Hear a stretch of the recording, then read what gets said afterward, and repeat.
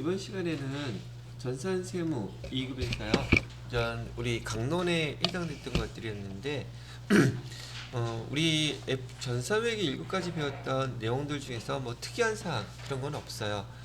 배웠던 건 이제 계속 반복하면서 배우기 때문에 전산회계 1급 과정도 물론 복습이 될 것이고요. 그 다음에 전산세무 2급에서 난이도가 좀 추가된 것들이라든지 좀 높은 것들 그런 것들을 비교해 가면서 설명을 해드릴 테니까 정리를 해보세요. 자, 일단 당좌 자산이라고 하는 것은 우선 유동자산은 우리 자산은 유동자산하고 비유동자산으로 나뉘어진다 그랬는데 지금 여기에 나와 있는 당좌 자산과 재고 자산은 유동자산에 해당되는 항목들이었었죠. 그 다음에 당좌 자산, 당좌 자산이 뭐가 당좌 자산이에요? 얘는 판매 과정이 필요 없다 그랬죠. 그다음에 판매 과정은 필요가 없고요. 그다음에 그리고서 현금화 가능한 거 이걸 우리는 우리가 당좌 자산이라고 불렀고요. 이 당좌 자산 안에는 현금 및 현금성 자산 있다고 얘기해 드렸어요. 이 현금 및 현금성 자산은 크게 지금 우리가 구분해 볼 때 말 그대로 여기다 써놓으면 현금은 통화라고 제가 얘기해 드렸었죠. 즉 우리 회계 담당자가 쓰는 현금은 통화와 이 통화 대신에 쓰여지는 통화 대용증권 두 가지를 구분하실 수 있어야 된다고 말씀해 드렸어요. 대용증권을 구분하는 게 여러분들한테 주어진 문제란 얘기죠. 그래서 여기 통화하고 통화대용증권에서는 우리 통화대용증권은 우리가 대표적인 게 자기합수표라고 그랬었는데 자기합수표뿐만이 아니라 우리 뭐죠? 만기가 도래한 그 채권의 이자표라든지 그다음에 배당 통지서라든지 뭐 그런 등등 통화대용증권에 대한 내용들은 여러분 교재에서 29페이지에 맨 밑에 보면 삼각형 표시를 해가지고서 우리 회계 1급 때 배웠던 내용들이 나온단 말이죠. 통화대용증권은 뭐 자기합수표 그 다음에 타인이 발행한 수표라고 한다면 대부분은 당좌수표가 되겠죠. 거래처가 발행했던 당좌수표도 여기 해당되는 것들이고요. 그 다음에 뭐 있는 거 쭉 보시게 되면 가계수표라든지 송금수표라든지 우편환 증서라든지 얘네들은 가져가면 제가 지난번 설명해 드릴 때 현금으로 주는 것들을 다 우리 통화대용증권이라고 부릅니다. 얘기했던 거니 특별한 건 없죠. 그러나 시험 문제에서는 얘를 물어볼 수밖에 없어요. 이유는요. 이건 우리 회계 담당자들만 쓰는 용어들이거든요. 그래서 이런 걸 받았을 때 우리는 기록하면서 현금이라고 기록한다. 근데 오히려 여기 현금 통화대용증권에서 주의해야 될 게 있어요. 이런 것들은 통화대용증권 아니라고 얘기하는 거죠. 우리가 흔히 하는 우표 이런 거 통화대용증권 아니죠? 이거 가지고 가면 돈 주나요? 안 주죠. 저기 매장 가서 뭐 살라고 우표 내면은 네 그러고 줘요? 안 그러겠죠? 그 다음에 주의해야 될 거 여기 선일자 수표는 주의하셔야 되죠. 얘는 가져가도 마찬가지 돈 안 줘요. 왜? 발행하는 날짜가 오늘이 10월 26일이죠. 근데 발행한 날짜가 10월 29일 날짜로 해놨어. 그러면 발행은 날짜를 써놓긴 했지만 미래에 돌아올 날짜를 써놨기 때문에 우리 회계에서 얘를 처리할 때는 약속금처럼 처리를 한단 말이죠. 통화대용증권이 아니라는 거 얘기해 드리는 거예요. 이런 거 구분할 줄 아시면 돼요. 근데 여기 TAT 2급에서는 오히려 이제 현금, 얘네들 통화대용증권은 급수 불문하고 계속 물어보는 문항들이 될 것이고요. 근데 항목이 좀 더 많이 나와요. TAT 2급에서는 통화대용증권을 종류를 여러 가지를 주는데 거기서 금액으로 줄 수도 있겠죠. 그래서 다음 중 통화대용증권에 해당되는 금액은 얼마인가요? 물어보면 종목들 골라낼 줄 아셔야지 돼요. 시험 문제에서도 이제 보시겠지만 거기에 반해서 여기 현금성 자산이라는 문제가 주로 많이 나오게 되는데 현금성 자산은 우선 대상이 채권이든지 뭐 해야 된다 그랬어요 제가 단기 금융상품이어야 돼요. 그래야지 현금성 자산의 조건이 될 수 있다는 얘기죠. 단기 금융 상품인 경우에 단기 금융 상품은 가입했을 때 가입 시에 3개월 미만, 그다음에 채권은요 취득 시 3개월 미만. 요게 키워드예요. 취득 시 3개월 미만인 거라는 걸 기억하셔야 된다는 얘기죠. 근데 그 대상이 채권이라든지 국채, 공채, 사채를 얘기하는 거예요. 자, 이 현금성 자산이라는 용어를 쓸 때 대상은 계정 자체가 채권이라든지 그 대상이요. 단기 금융 상품일 때 현금성 자산이라는 용어를 쓸 수 있어요. 그거 구분하시면 되고, 자, 이번에는 뭘 얘기해 드릴 거냐면 현금성 자산에 대한 정의예요. 정의를 보면은 아, 이거 현금성 자산을 뜻하는 거구나 라고 알아볼 수 있어야 된다는 얘기죠. 얘는 취득 시에 거기 큰 거래 비용이 없대요. 큰 거래 비용이 필요 없고, 그죠? 그다음에 또 뭐라고 되어 있어요? 현금으로 전환이 용이하다. 현금으로 전환이 용이하다. 그 다음에 또 뭐라고 나와 있냐면 이자율 변동에 따른 가치 변동의 위험성, 중요하지 않은 채권이라고 되어 있죠.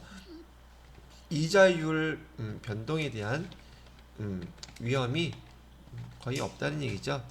이자율 변동은 제가 지난번에 3개월마다 한번 한국은행에서 발표한다 그랬었어요. 근데 이 현금성 자산은 3개월 이내 현금화가 될 거기 때문에 그 이자율이 변동된다고 해서 리스크가 크지 않다는 얘기죠. 바로 여기 이런 용어들을 보시게 되면 아, 예, 현금성 자산을 뜻하는 거구나, 그렇게 이해를 하시면 된다는 얘기예요. 자, 여러분들은 여기 회계 1구까지 배웠던 내용에서 똑같이 또 여기서 반복해서 배우는 거죠. 내용이 좀 더 많다는 것 뿐이지, 그때 제가 지금 설명해 드리고 나서 교재 읽어보시면 이해 못하는 게 거의 없다는 상황이 될 거란 얘기예요. 자, 그렇게 설명을 해드렸고요. 현금 및 현금성 자산에서 또 유의해야 될 게, 유의한다기보다 시험 문제는 거의 출제는 대충 자기 세무이급은 잘 안 나와요. 뭐가 뭐냐고요? 여기 당좌 예금하고요. 그다음에 당좌 차월. 당좌 예금하고 당좌 차월은 제가 여러 번 설명해 드렸기 때문에 굳이 설명하지 않더라도 내용은 충분히 이해하실 수 있죠. 교재에 보시게 되면 30페이지에 당좌 예금, 당좌 차월 이렇게 나와 있고요. 우리 당좌 차월 계정을 사용하게 되면 이 계정제라고 그랬었고, 실무에서는 이 계정제 쓰지 않고 그냥 당좌 예금 쓴다 그랬었죠. 1계정제로 쓴다. 당좌 차월 계정을 쓰게 되면 당좌 차월 계정은 임시 계정이기 때문에 얘 기말이 되면 계정 반드시 어떤 계정으로 대체해 주라 그랬어요. 얘를 단기 차입금 계정으로 대체해서 써주셔야 된다 라고 했던 거 기억해 주시면 돼요. 자, 그 다음에 교재에 보니까 당좌 개설 보증금이라고 되어 있는데, 당좌 개설 보증금인 경우에 거기 장기 금융상품으로 처리한다고 되어 있죠. 여기 당좌예금 개설할 때 당좌예금 개설 보증금, 여기 정식 명칭은 보편적으로 특정 현금과 예금이라는 기종으로 사용하는데, 얘는 투자 자산의 장기 금융상품에 해당되는 계정으로 사용합니다. 왜 여기 비유동자산이 돼요? 투자자산 비유동자산이 돼요? 당좌예금 개설하면 1년 안에 문 닫으면 안 되잖아요. 그러고 싶어요? 보통 장사할 때 오래 할 거니까 얘는 1년. 그 당좌예금을 해지하지 않는 한 얘는 그 돈을 뺏을 수가 없어요. 이자는 붙을까 안 붙을까? 이자도 안 붙어요. 그냥 보증금으로 내놓은 것이랍니다. 자, 이렇게 해서 첫 번째, 지금 현금 및 현금성 자산에 대해서 교재에서 간단히 정리를 해드렸고요. 자, 이번엔 두 번째 계정은 단기 투자 자산이라고 되어 있죠. 단기 투자 자산 안에 해당되는 계정은 첫 번째 단기 금융 상품이 있었어요. 그죠? 단기 금융 상품. 단기 금융 상품의 우리가 대표적인 것은 우리 정기예금이라든지, 그죠? 그럼 정기 적금을 갖다 주로 예를 들어 드렸는데, 어디죠? 거기 저기 증권회사에서도 금융상품이 있다 그랬었죠. 시험 문제는 잘 출제가 되지는 않지만은 양도성 예금증서 여기다 한번 써볼까요? 간단하게 양도성 예금증서. 양도성 예금증서는 우리 영어로는 CD라고 부른다고 했었어요. 캐시 디파짓이라는 뜻이라고 얘기해 드렸었고요. 그 다음에 CMA라고 하는 종합자산관리계좌라든지, 그 다음에 MMDA, MMT, 그 다음에 MMF, 뭐 이런 영어로 되어 있는 금융 상품들도 있다고 제가 설명을 해드렸었죠. 여튼간에 근데 여기 단기 금융 상품은 1년 이내 현금화되는 건 맞는데 앞에 뭐가 생략되어 있다 그랬어요. 3개월은 초과하고 그다음에 1년 이내 현금화되는 것을 단기 금융 상품이라 그래요. 아까 제가 여기 현금성 자산 여기 설명해 드릴 때 단기 금융 상품이 현금성 자산이 될 수 있는 자산이라고 그랬죠. 그리고 얘가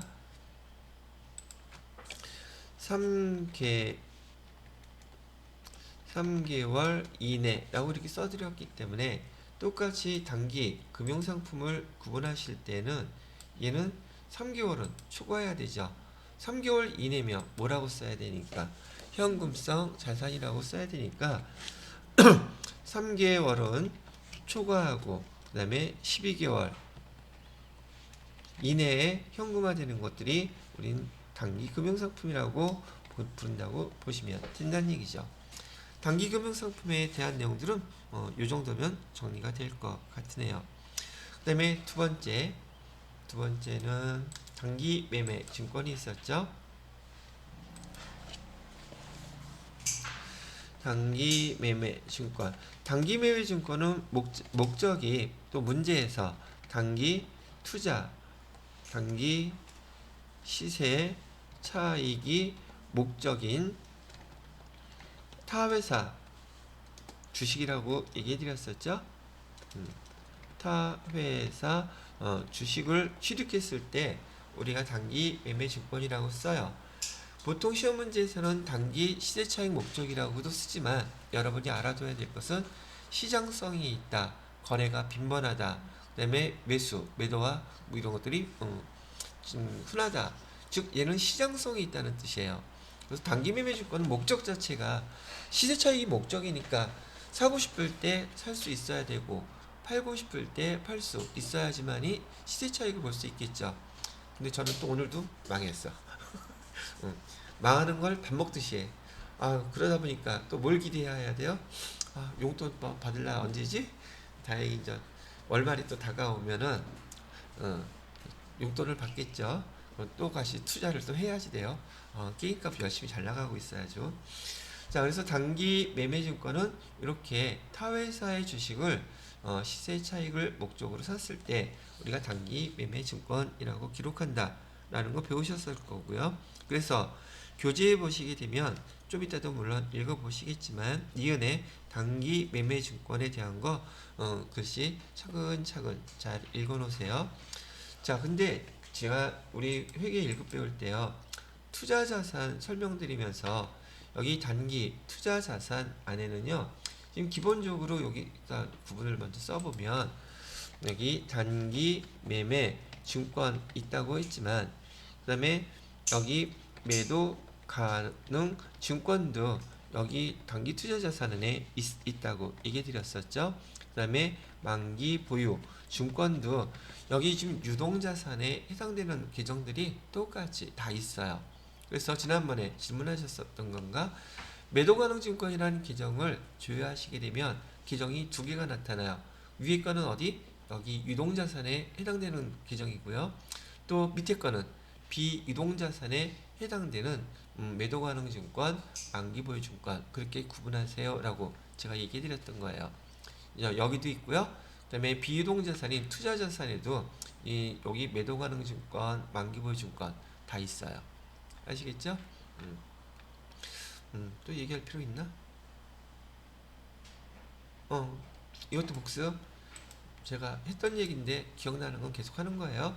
단기 매매 증권에는 주식만 있나요? 채권도 있나요? 주식, 채권 두 개 다 있어요. 보통 예제에서는 문제에서는 주식만 시험 문제를 내니까 단기 매매 증권에 주식만 있는 줄 알아. 아니에요. 채권도 있어요. 그 다음에 매도 가능 증권에도 여기도 마찬가지로 주식도 있고 채권도 있어요. 근데 왜 시험 문제는 주식만 낼까요? 채권을 시험 문제로 내게 되면 계산하는 과정이 되게 복잡해요.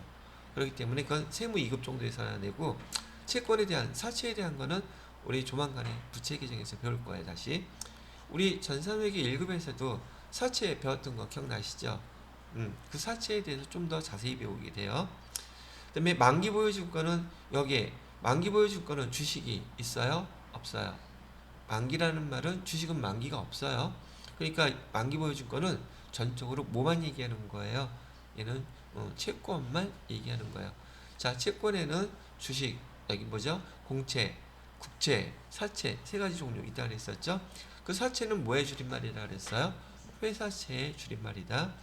그렇게 참고로 알고 계시면 되겠네요.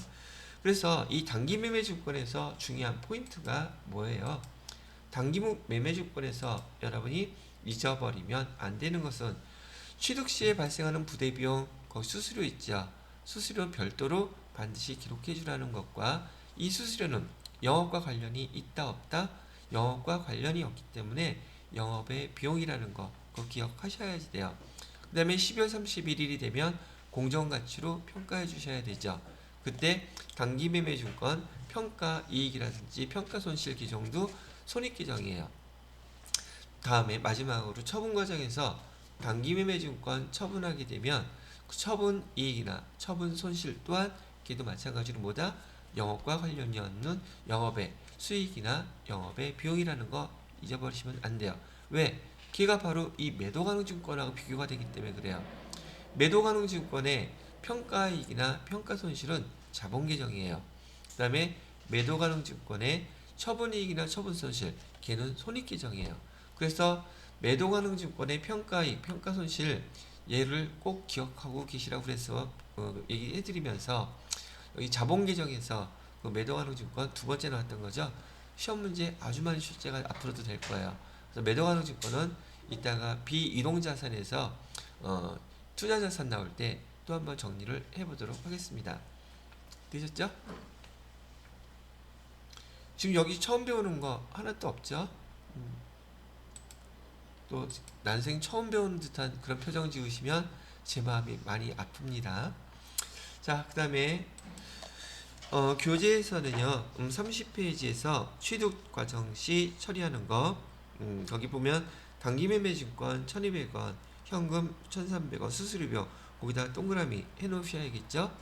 이게 제일 특이한 거라 그랬으니까. 그 다음에 31페이지에 보시면 처분 과정에 대한 거, 그 다음에 C에 보면 평가 기말 공정가치로 기말에 평가해야 되는 거 나와 있는 거 보면 이해가 하실 수 있겠죠. 자, 그 다음에 뒤에 보시게 되면 이자와 배당금의 회계 처리라고 되어 있고요. 우리가 타회사에 주식을 갖고 있으면서 여기 배당을 받게 되면 그럼 우리는 배당금 수익이라는 계정으로 씁니다. 채권을 갖고 있을 때는 이자 수익이라고 쓰는 것처럼 배당금을 받으면 계정 뭐라고 쓴다고요? 배당금 수익 이렇게 쓰시면 된다는 얘기예요. 되셨나요? 자, 여기까지가 지금 여러분들이 배우셨던 단기 투자 자산에 대한 내용들을 정리해 드린 것이랍니다.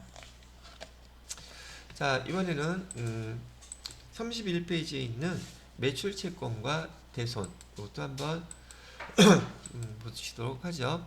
여기 매출 채권하고 기타 채권의 차이는 뭐라 그랬었느냐면, 매출 채권이라는 것은 회사에 상품이나 제품을 팔고 아직 돈을 받지 못했을 때 기록하는 계정을 의미합니다 라고 얘기했었죠. 그러면 기타 채권은요, 여기 상품이나 제품 이외의 것을 팔고 돈을 못 받았을 때 쓰는 계정이에요 라고 얘기했죠. 대표적인 게 뭐가 있다고 얘기하면 되겠어요. 뭐 촬영 운반구는 우리 상품, 제품 아니었을 때 촬영 운반구를 팔고 또는 건물도 팔 수 있고 비품도 팔 수 있죠.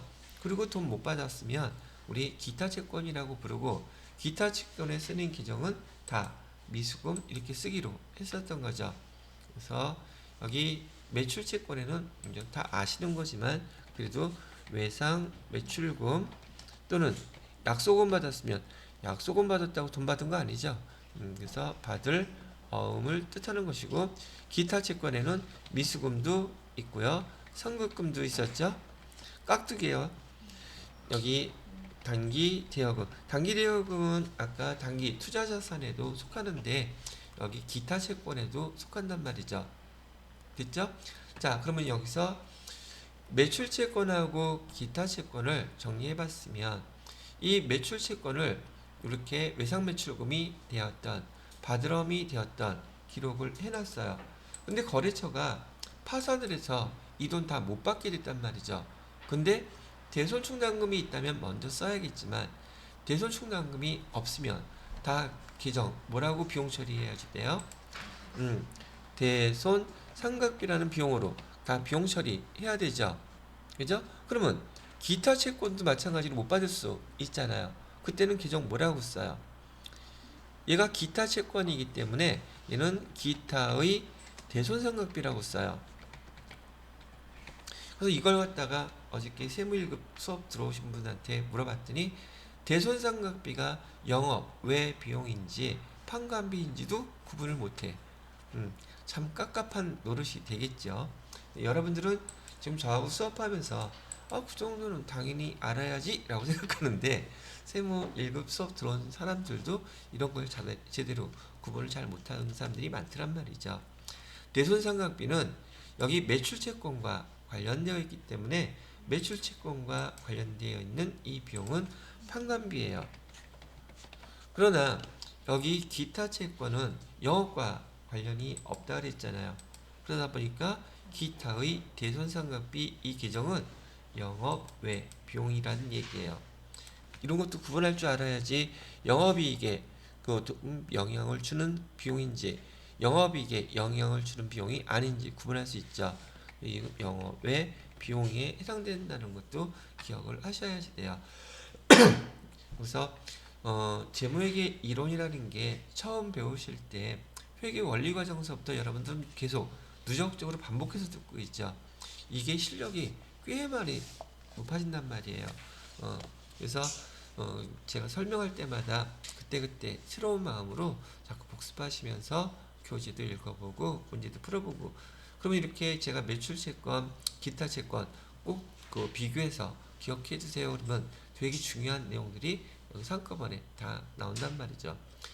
대손충당금을 설정하는 것은 여기 매출채권에 대해서도 대손충당금을 설정할 수 있고 여기 기타 채권에 대해서도 대손충당금을 설정할 수 있어요.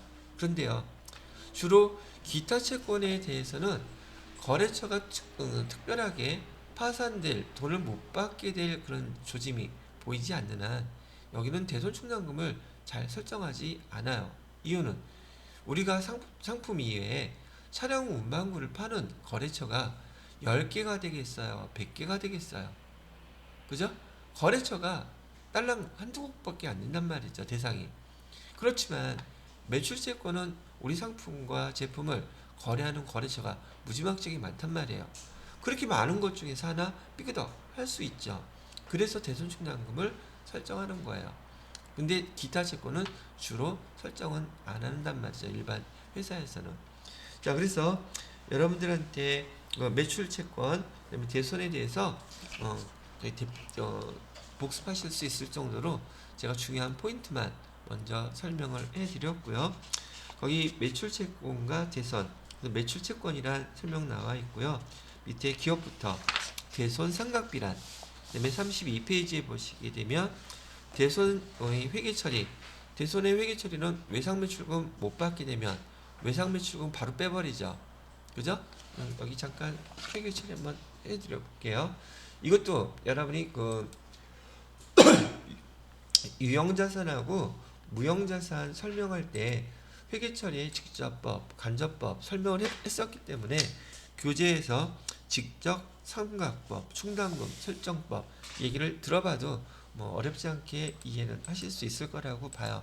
자, 보시죠. 우리가 지금 거래처에다가 제품을 판매를 했어요. 다 외상이래요. 외상 매출금으로 해서 11,000원 이렇게 해놨다고 칠게요. 대변에다가는 우린 전 회계 1급까지 다 배우셨으니까 제품 매출이라고 치고 여기 10,000원, 왜 1,000원은 뭐가 돼요? 부가세 예수금 있죠? 부가세 예수금 1,000원. 지금 이렇게 있는 상태에서 거래처로부터 지금 외상매출금을 못 받게 됐다면 지금 여기 충당금이 하나도 없다면 다 대손상각비 처리해야 되죠. 그럼 대손상각비로 처리할 때 11,000원을 처리해야 돼요? 10,000원만 처리해야 돼요? 10,000원만 처리해야 돼요. 왜냐면 부가세 예수금은 우리 돈 아니잖아요. 이거는 언제 없어요? 우리 부가세 이거 이제 세무기급에서 배울 건데 부가세를 갖다가 신고할 때 우리 거래처에서 우리 10,000원 못 받게 됐어요. 내 것도 못 받게 됐는데 세금을 내가 걔네들 걸 대신 내주는 게 말이 돼요? 안 되죠? 그러니까 부가세 신고할 때 국세청에다가 이 회사 거래처 파산했어요. 지금 못 받게 됐으니까 여기 있었던 부가세 예수금 빼주세요. 차감시켜주세요. 이걸 갖다가 대손세 공제라고 그러거든요. 대손세 공제를 해달라고 신청하고 그냥 부가세 예수금은 그대로 빼는 거예요. 대손 처리하는 건 누구 것만 처리한다? 우리 것만 처리하는 거예요. 그럼 대손 충당금이 충분히 있었다면 대손 충당금이 만약에 5만원이 있었다면 제품 매출에 대한 거 다 뺄 수 있죠. 그래서 대손 충당금이 근데 충분하지 않았어요. 그래서 대손 충당금이 7,000원밖에 없었어. 그럼 대손 충당금 얼마만? 7,000원만 먼저 처리하고요. 나머지 금액은 뭘로 처리해야 돼요? 대손 상각비 3,000원 이렇게 쓰고요. 그 다음에 부가세 예수금 있죠? 얘는 그대로 빼는 거예요. 부가세 예수금. 보통 이거 처리할 때 부가세 신고할 때 그때 여기 대손된 것들 처리하는 경우가 많단 말이죠. 이것도 연습할 거예요. 이렇게 해놓고 대변에다가 뭐를 빼요? 대변에다가 외상 매출금 해서 얼마? 11,000원 이렇게 빼는 거랍니다. 그럼 여기서 얘기하는 직접법이라고 얘기하는 것은 지금 외상 매출금이라는 규정 우리가 못 받았던 거 그대로 직접 다이렉트로 빼버렸죠. 그죠? 이런 걸 갖다가 회계 처리를 뭐라고 부른다? 직접 처리법이라고 부르는 거예요. 되시겠죠? 자, 그래서 직접 상각법이라고 나오는 얘기가 지금 이 얘기를 하고 있는 것이고요. 디귿에 보시게 되면 대손 충당금의 설정 이것도 연습을 많이 해봤던지라 보통 여기 대손 충당금을 대손 설정을 할 때는 대손 설정하는 방법 두 가지 있다고 그랬었죠. 첫 번째는 매출 채권 잔액 비례법 거창하죠? 보통 우리 몇 퍼센트 했어요? 12월 31일 날 매출 채권 남아있는 금액에 대해서 1% 또는 2% 그렇게 설정을 하는 거 배우셨었죠?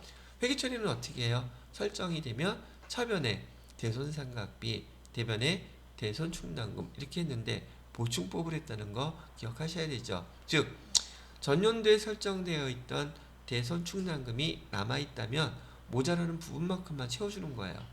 그죠? 그래서 여기 할 때 우린 얘를 보충법이라고 불렀고요. 그 다음에 우리 FAT 1급 배우실 때요. 연령 분석법이라는 것도 배웠어요. 그죠? 연령 안 배웠어요? 처음 들어봐요? 안 가르쳐 줄래요, 그러면?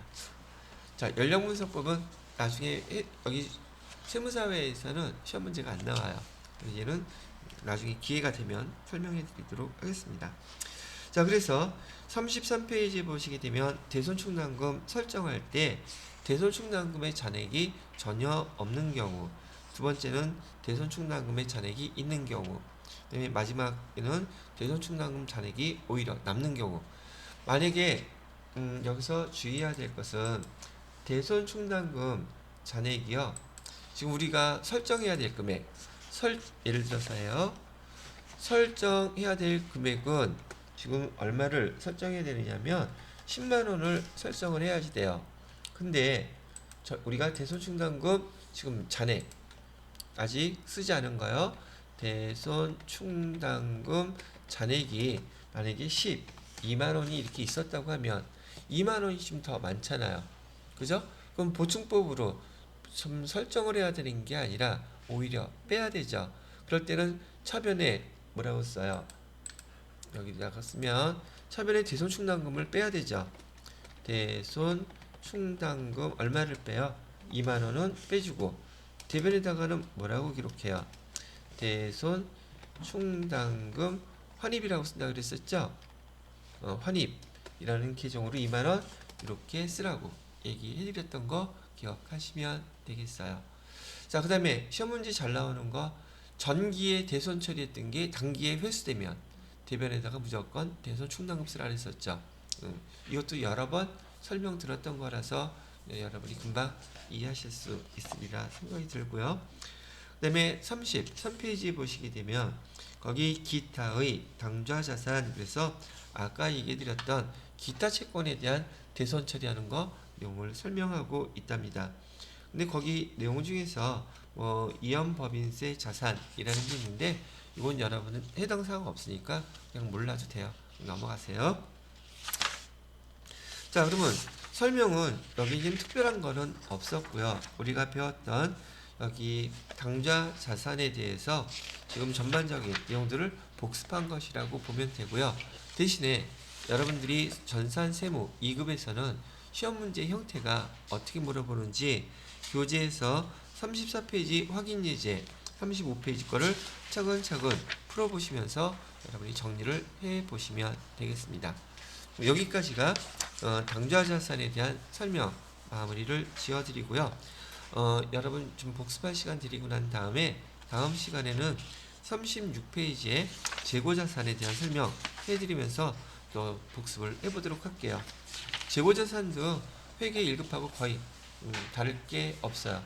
처음 배울 때는 되게 어려웠죠. 근데 세무 2급도 보니까 계속 회계 1급 때 나왔던 거 그대로 나오네. 그럼 자꾸만 반복을 하게 된다는 얘기예요. 그래서 제가 수업할 때 제일 어려운 반은 기초반, 회계 원리. 그러니 5반에 지금 얼마나 제가 골치 아프겠어요? 아니, 골치 아픈 건 아니에요. 하루 이틀 하는 것도 아니고. 자, 그렇게 설명을 해드렸고 다음 시간에 바로 이어서 재고자산 설명해 드리도록 하겠습니다. 이거 지워도 되죠?